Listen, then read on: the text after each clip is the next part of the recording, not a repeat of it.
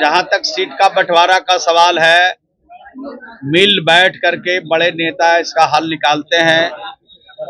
और माननीय मांझी जी कोई छोटा नेता नहीं है, बड़े नेता है। तो उस स्तर पर वार्ता जब होगी तो मैं समझता हूं कि इस सब तरह के मामले का हल बड़े नेता मिल बैठ के निकालते रहते हैं। क्या इस तरीके से पब्लिकली बोलना कि हम मंत्रिमंडल छोड़ देंगे, इस बात की जानकारी तो मुझे नहीं है, लेकिन इस मसले का हल बड़े नेता ही निकालते हैं। और जब माननीय मांझी जी बड़े नेता हैं तो निश्चित रूप से जब बातचीत हो बड़े नेताओं के बीच में तो वहीं पर इस तरह के सवाल को रखना, उसका हल निकालना सभी बड़े नेताओं का दायित्व है और यही काम नियम के हिसाब से लोग करते रहते हैं। सर, अखिल भारतीय पीठासीन पदाधिकारी की बैठक में सर मुख्यमंत्री नीतीश कुमार 2 दिवस में एक दिन भी नहीं नजर आए।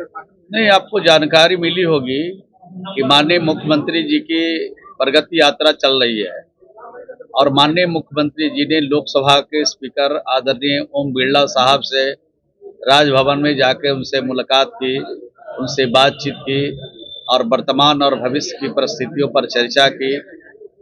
तो माननीय मुख्यमंत्री जी भले ही नहीं हो, लेकिन उनकी पूरी सरकार, पूरा प्रशासन और जो भी व्यवस्था की गई है वो सरकार की तरफ से की गई है। और जितने भी पीठासीन पदाधिकारी अनेक राज्यों से आए हैं, उनको हर प्रकार की सुविधा, हर प्रकार का सम्मान देने का काम यहाँ पर किया गया है, उसमें कोई दिक्कत नहीं। सर, लालू यादव आजकल देखा जा रहा है कि पहले नीतीश जी को दरवाजा खोलने की बात की है, फिर पारस जी को ले रहे हैं और अब मांझी जी की तरफ डोरा डाला जा रहा है। नहीं, उनके दरवाजे में कोई दम ही नहीं है, खुले या बंद रहे। बिहार की जनता का जो सम्मान करेगा, जो उनके हिसाब से उनके विकास के लिए, तरक्की के लिए काम करेगा, जो राज्य में अमन और शांति का काम करता है, उसके पक्ष में जनता रहती है। नीतीश कुमार जी के 19 साल के शासन में कोई घर नहीं, कोई बिरादरी नहीं, कोई गांव नहीं, कोई टोला नहीं, कोई मजहब नहीं बचा है जिसका सम्मान सिर्फ नहीं बल्कि उनके आगे बढ़ाने के लिए हम लोगों ने बिहार में अनेक कदम उठाए हैं। हर घर में नल का पानी पहुंचाया। अब तो देश के प्रधानमंत्री जी ने और भारत सरकार ने अभी जिसके पास पक्का मकान नहीं है उसका भी सर्वेक्षण हो रहा है और 10 जनवरी से ये काम शुरू हुआ है और हर व्यक्ति को पक्का मकान मिल जाएगा जिनके पास अपना नहीं है।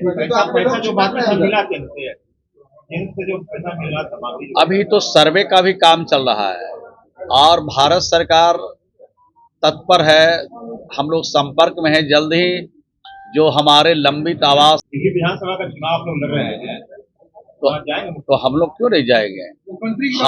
हम लोग उसे फाजिल रहेगा तब ना मुख्यमंत्री को जाना पड़ेगा।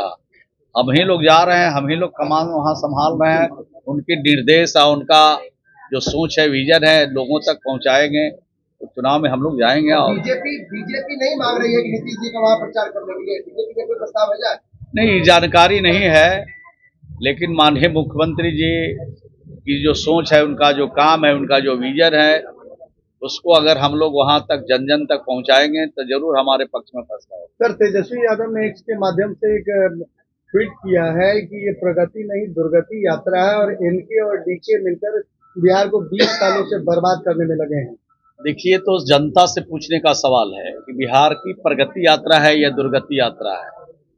अगर 19 वर्षों में जो प्रगति हुई है, आज शान के साथ देश के किसी हिस्से में बिहार का आदमी सीना तान करके बिहारी कहता है, लेकिन उनके माता पिता का जो 15 साल का शासन था, एक बिहारी भी बिहारी कहने के लिए बिहार से बाहर तैयार नहीं था और कहता था तो दहिने बाएं ताक के कहता था। इतना भय का माहौल पूरे देश में बना हुआ था बिहारियों के साथ।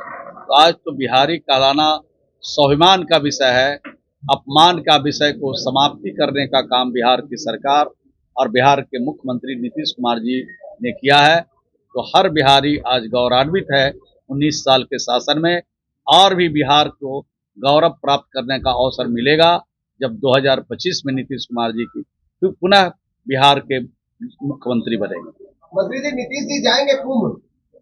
अब ये सब सवाल तो निजी सवाल है, कौन कहाँ जाएंगे, किस यात्रा पर जाएंगे। अभी तो यात्रा ही चौथा ही यात्रा